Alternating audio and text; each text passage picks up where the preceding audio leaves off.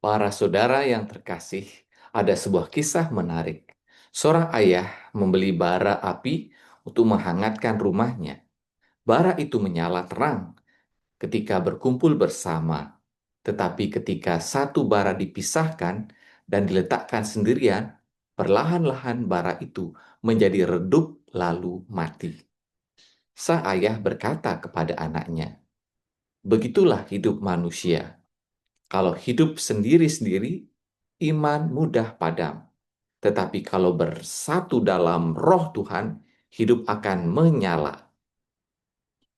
Para saudara yang terkasih, Hari Raya Pentakosta yang kita rayakan hari ini adalah pesta api Tuhan, bukan api yang membakar rumah, tetapi api Roh Kudus yang membakar hati manusia agar hidup berani, penuh kasih, dan bersatu.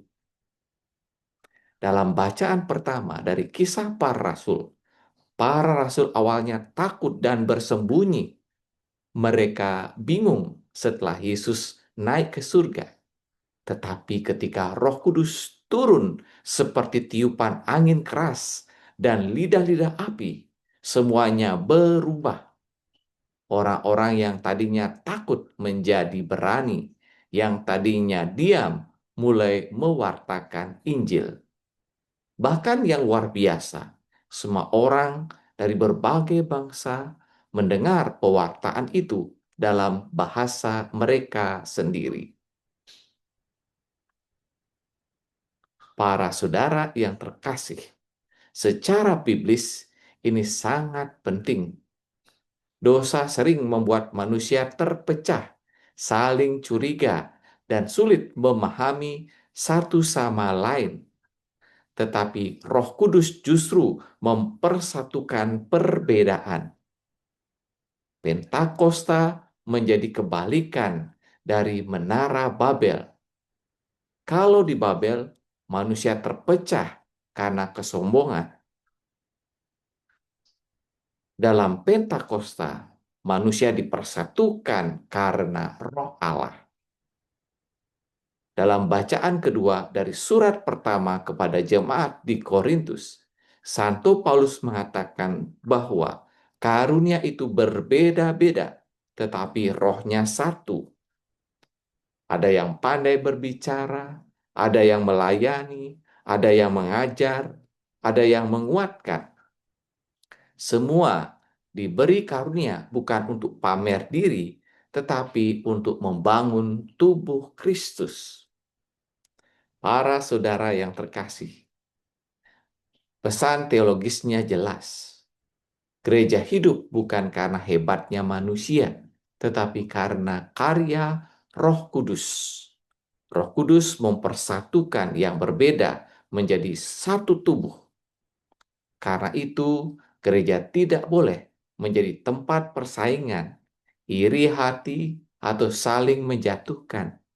Gereja harus menjadi rumah persaudaraan. Dalam Injil Yohanes, Yesus datang kepada murid-murid yang sedang ketakutan dalam ruangan tertutup. Hal pertama yang Yesus katakan adalah damai sejahtera bagi kamu. Lalu Yesus menghembusi mereka dan berkata, "Terimalah Roh Kudus." Perhatikan, Roh Kudus diberikan bukan kepada murid yang sempurna, tetapi kepada murid yang takut dan lemah. Artinya, Tuhan tidak menunggu kita sempurna untuk dipakai. Tuhan bekerja justru melalui kelemahan kita. Para saudara yang terkasih, pesan profetis Pentakosta sangat relevan untuk dunia kita sekarang. Kita hidup di zaman yang mudah marah, mudah menghina, mudah memecah belah. Media sosial sering dipenuhi dengan kebencian. Orang mudah menyerang hanya karena berbeda pendapat, suku, agama, atau pilihan hidup.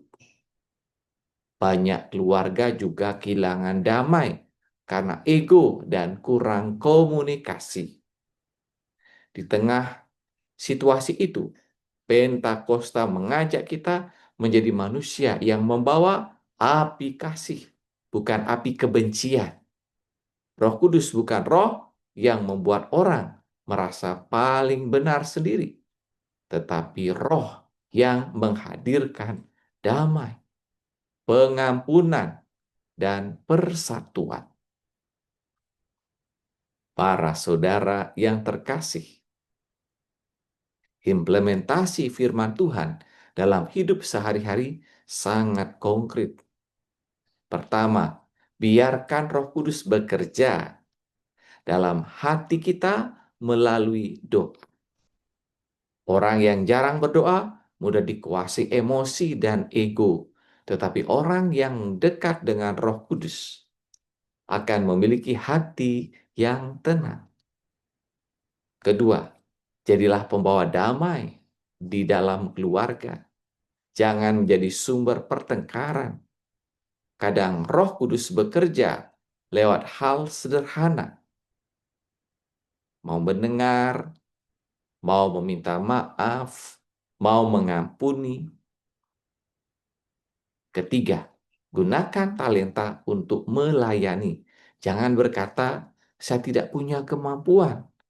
Semua orang punya karunia. Ada yang bisa menyanyi, mengajar, membantu, menghibur, atau sekedar hadir bagi orang lain.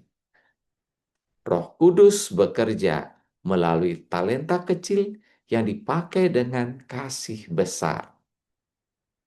Dan keempat, jadilah saksi Kristus di tengah dunia. Jangan malu menunjukkan iman melalui kejujuran, kepedulian, dan kasih.